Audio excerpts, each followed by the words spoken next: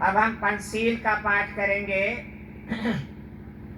पाणातिपाता वेरमणि पाणातिपाता वेरमणि सिक्खापदं समादयामि। सिक्खापदं समादयामि। इसका हिंदी अर्थ हुआ कि मैं प्राणी मात्र पर दया करने की, करुणा करने की सीख ग्रहण करता हूँ। अर्थात मैं जाने अनजाने अकारण किसी प्राणी की हिंसा नहीं करूँगा, उसको क्षति नहीं पहुँचाऊँगा। अगर हम ऐसा करते हैं, अपने जीवन में आचरण में लाते हैं, तो हमने स्वयं अनुभूत किया है। तथागत बुद्ध ने हमें बताया कि संसार के सभी प्राणी मानव के मित्रवत व्यवहार करते हैं, उसके साथ भाईचारा स्थापित करते हैं। हिंसक से हिंसक पशु भी हमारे ऊपर अकारण हमला नहीं करते हैं। इसलिए तथागत बुद्ध का ये सील, जो प्रथम सील, सर्वोच्च सील तथागत भगवान बुद्ध ने बताया है कि प्राणी मात्र पर दया करना है, कोई अकारण किसी के ऊपर हमला नहीं करना, चोट नहीं पहुंचाना, हत्या नहीं करना, नुकसान नहीं पहुंचाना। तो संसार के सभी प्राणी हमारे साथ मित्रवत व्यवहार करते हैं। जहरीले से नाग, जहरीले सांप भी और हिंसक पशु भी हमारे मित्र बन जाते हैं। दूसरा सील अदिन्न दाना वेरमणि अदिन्नदाना वेरमणि सिक्खापदं समादयामि। सिक्खापदं समादयामि। इस सील का मतलब हुआ कि मैं बिना दिए हुए कोई चीज नहीं ग्रहण करूंगा। अर्थात मैं चोरी नहीं करूंगा, छिनैती डकैती नहीं करूंगा। इस सील को अगर हम अपने जीवन में पालन करते हैं तो निश्चित रूप से हम लोग, हमारे परिवारों में, हमारे समाज में सुख आता है, समृद्धि आती है और हमारे घरों में ताला लगाने की जरूरत नहीं पड़ती है। जो भी हमारे बौद्ध परिवार हैं, इस सील का अगर पालन करते हैं तो उनमें स्वयमेव भाईचारा, भ्रातृत्व भाव विकसित होता है। एक दूसरे के साथ प्रेम बढ़ता है, विश्वास बढ़ता है, भरोसा बढ़ता है और हम बहुत मजबूत एकता में आबद्ध हो जाते हैं। इसलिए इस सील का पालन करना हमारे जीवन के लिए बहुत लाभकारी है, अमृत वर्षा के समान है।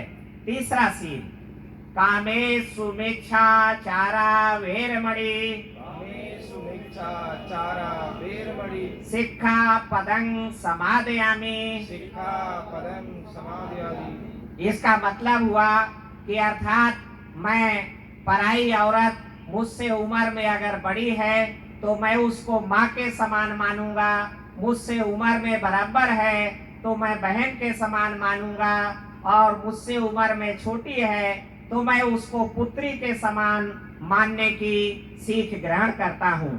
इसी तरीके से नारी के लिए तथागत बुद्ध ने कहा कि पराया पुरुष मुझसे उम्र में बड़ा है तो मैं उसको अपने पिता के समान मानूंगी, मेरे उम्र के बराबर है तो मैं उसको अपने भाई के समान मानूंगी और अगर उम्र में छोटा है तो मैं उसको अपने छोटे भाई के समान मानूंगी। ऐसी मैं सीख ग्रहण करती हूँ।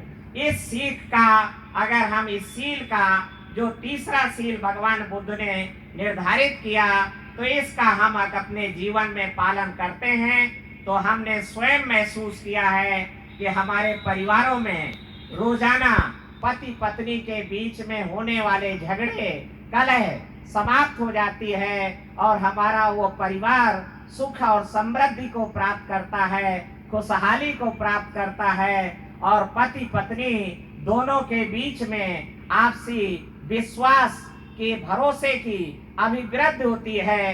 हमारा बहुत सारा समय आप देखते होंगे, अनेक परिवार हमारे खंडित हो जाते हैं, विखंडित हो जाते हैं, वो भगवान बुद्ध का ये सील का पालन न करने के कारण। अगर ये तीसरा सील हमारी बहनें पालन करती हैं, हमारे बंधु पालन करते हैं, तो निश्चित रूप से हमारे परिवारों में सुख और समृद्धि और खुशहाली की वर्षा होती है। अमृत वर्षा भी हम उसको कह सकते हैं।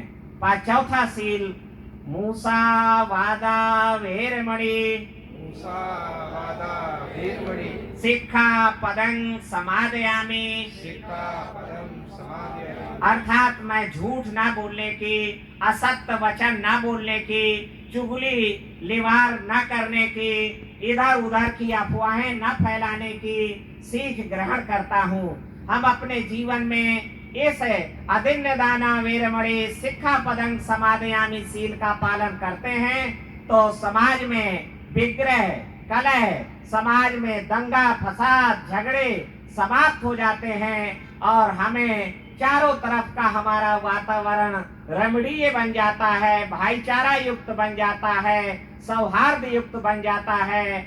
अधिकांश दंगा फसाद झगड़े बलवा अफवाहें फैलाने से, झूठ बोलने से ही निर्मित होते हैं। इसलिए इस सील का पालन करने से हमारा परिवार, हमारे समाज में सुख समृद्धि की, भाईचारा की अभिवृद्धि होती है, एकता में वृद्धि होती है। इसलिए ये सील भी हमारे लिए लाभकारी है। इसी जन्म में लाभकारी है, अगले जन्म का कोई ठिकाना नहीं है। इसी जन्म में लाभकारी है। और पांचवा सील आहा अमृत के समान है।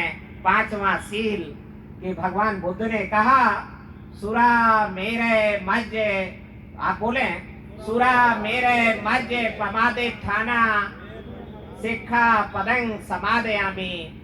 तो सुरा मेरे मज्ज पमादे ठाना वेरमणि सिक्खापदं समादयामि का मतलब हुआ कि मैं कच्ची पक्की शराब, गांजा, भांग, चरस, हीरोइन, तंबाकू, बीड़ी, सिगरेट, गुटखा आदि आदि नशीली चीजें न सेवन करने की सीख ग्रहण करता हूँ। इस सील का अगर अपने जीवन में हम पालन करते हैं तो निश्चित रूप से, अनिवार्य रूप से हमारा धन में अभिवृद्धि होती है।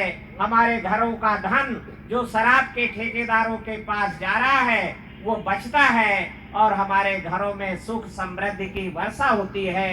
अभी अप्रैल के महीने में उत्तर प्रदेश के आबकारी विभाग के सबसे बड़े अफसर आबकारी आयुक्त ने प्रेस विज्ञप्ति जारी करके सूचित किया कि हमने उत्तर प्रदेश के गरीबों को जबरिया शराब पिलाकर उनकी जेब से 31,000 करोड़ रुपया वसूल लिया है और सरकारी खजाने में जमा करा दिया है। अकेले तरल मदिरा लिकर है जो तरल मदिरा से 31,000 करोड़ रुपया वर्ष 2022-23 वित्तीय वर्ष में आबकारी विभाग ने गरीबों को जबरिया शराब पिला करके और वसूल लिया है। और इसमें अधिकांश हमारे भाई बंधु हैं। इसलिए भगवान बुद्ध का ये सील हमारे लिए बहुत महत्वपूर्ण है। हम 31,000 करोड़ रुपया तो वो है जो सरकारी खजाने में जमा हुआ और लगभग 15,000 करोड़ रुपया तो शराब के बेचने वाले और शराब का जो सेल्समैन है और ठेकेदार है उसके जेब में चला गया है। लगभग 45,000 करोड़ रुपया हम गरीबों के, हम पिछड़े वर्ग के, हम दलितों के जेब से निकलकर और मैक्सिमम तो मेरे भाई बिरादर चमार जिसको कहते हैं उनका पैसा निकल के चला गया है।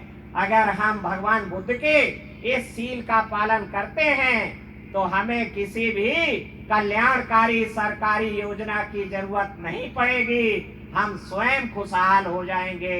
इसलिए तथागत बुद्ध को साक्षी मानकर मैं कहता हूँ, गवाही देता हूँ कि हम इस सील का पालन करें, आपके जीवन में जरूर रूपांतरण आएगा, जरूर सुख समृद्धि की अभिवृद्धि होगी। और मैं दद्दू प्रसाद आपको अधिकार देता हूँ कि अगर कभी दद्दू प्रसाद इन 5 सीलों का उल्लंघन करते हुए पाया जाए तो आप दद्दू प्रसाद को भरी सभा में चौराहे में इंगित करो और इंगित करने में दद्दू प्रसाद ना माने तो आप दंडित करें। मैं आपको यह अधिकार देता हूँ और इसलिए आपसे कहता हूँ कि भगवान बुद्ध को साक्षी मानकर आप वहीं खड़े खड़े झुक करके बुद्धं नमामि, धम्मं नमामि, संघं नमामि, साधु साधु साधु।